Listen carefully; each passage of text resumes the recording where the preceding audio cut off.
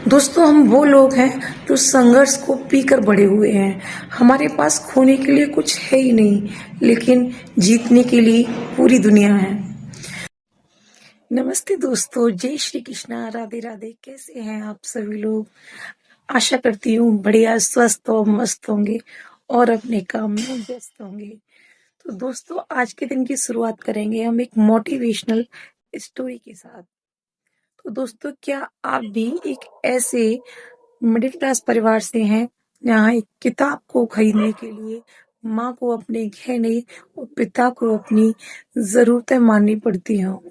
दोस्तों ये कहानी आपके और मेरे जैसे उन करोड़ों लोगों के लिए है जो महलों में नहीं बल्कि मिट्टी के घरों में रहकर आसमान को छूने के सपने देखते हैं। दोस्तों कहानी पूरी देखना, स्किप मत करना, क्योंकि स्टोरी के लास्ट 2 मिनट आपकी आंखों में आंसू और आपके अंदर जीतने का जज्बा भर देंगे। तो आइए इस कहानी की शुरुआत करते हैं। दोस्तों एक छोटा सा गांव था, यहाँ एक लड़का रहता था। उस लड़के के पिताजी भरी धूप में खेतों में मजदूरी किया करते थे ताकि उनका बेटा शहर जाकर अच्छे कॉलेज में पढ़ सके। बेटा जब शहर से पढ़कर घर लौटता था तो वो अक्सर देखता था कि उसके पिताजी के कपड़े फट चुके हैं, हाथों में छाले पड़ चुके हैं, लेकिन फिर भी उसके पिताजी मुस्कुराते हुए यही कहते थे कि बेटा तुम पैसे की चिंता मत करो, सिर्फ पढ़ाई पर ध्यान दो। एक दिन शहर के उस कॉलेज में फादर्स डे का प्रोग्राम होता है। बेटा अपने बाबूजी से कहता है, बाबूजी आज मेरे कॉलेज में फादर्स डे का प्रोग्राम है। बाबूजी खुश हो जाते हैं और कहते हैं मैं जरूर आऊंगा। लेकिन बेटे को शर्मिंदगी तब महसूस होती है जब वो देखता है कि उसके साथ के जो सहपाठी हैं उन सभी के पिताजी बड़ी बड़ी कारों से आ रहे हैं, अच्छे अच्छे कपड़े पहन के आ रहे हैं। तो बेटा सोचता है कि मेरे पिताजी तो फटे पुराने कपड़े पहनकर टूटी फूटी साइकिल से आएंगे, तो क्यों ना मैं अपने पिताजी से झूठ बोल दूं।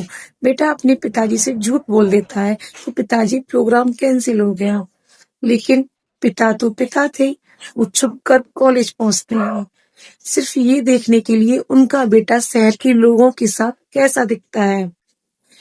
बेटा जब ये देखता है कि उसके पिताजी एक कोने में खड़े होकर उसको देख रहे हैं, उनकी आंखों में गर्व के आंसू हैं, उनके हाथों में एक छोटा सा डिब्बा होता है, उस डिब्बे में उस लड़के के लिए एक घड़ी होती है। उस घड़ी को खरीदने के लिए पिताजी ने पिछले 6 महीने से दोपहर का भोजन त्याग रखा था, तब जाकर उस घड़ी को खरीद पाए थे। बेटे को अपनी सोच पर शर्मिंदगी महसूस होती है और वो सोचता है कि मिडिल क्लास होना कोई शर्मिंदगी की बात नहीं है, लेकिन मिडिल क्लास होते ही मर जाना सबसे बड़ी नाकामयाबी है।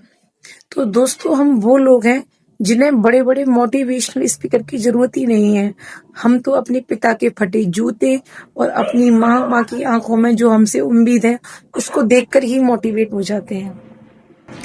दोस्तों हम वो लोग हैं जो संघर्ष को पीकर बड़े हुए हैं। हमारे पास खोने के लिए कुछ है ही नहीं, लेकिन जीतने के लिए पूरी दुनिया है। दोस्तों हम वो लोग हैं जो संघर्ष को पीकर बड़े हुए हैं। हमारे पास खोने के लिए कुछ है ही नहीं, लेकिन जीतने के लिए पूरी दुनिया है। तो दोस्तों जब आपका मन किसी काम में ना लगे, पढ़ाई में ना लगे या किसी जो भी आपका काम हो उसमें ना लगे, तो अपनी माँ के उन जले हुए हाथों को देखना जो सिर्फ चूल्हे पर इसलिए जलते हैं कि आप ठंडी छांव में बैठकर पढ़ सको, काबिल बन सको, उनका नाम रोशन कर सको। तो दोस्तों देर किस बात की है, उठो, मेहनत करो, ताकि आप जब शहर से पढ़कर घर लौटो तो आप अपने पिताजी को खेतों में काम करता हुआ ना पाओ, अपनी माँ को चूल्हे पर तपता हुआ ना पाओ, बल्कि आपके माता पिता आपके नाम से पहचाने जाएं, आपके नाम से जाने जाएं। दोस्तों कहानी कैसी लगी? मिलते हैं नेक्स्ट वीडियो में। और यदि कहानी अच्छी लगी हो तो लाइक शेयर कमेंट करना, नहीं अच्छी लगी हो तो भी लाइक शेयर कमेंट करना। तब तक के लिए राधे राधे, जय श्री कृष्णा। मिलते हैं नेक्स्ट वीडियो में, तब तक के लिए बाय बाय।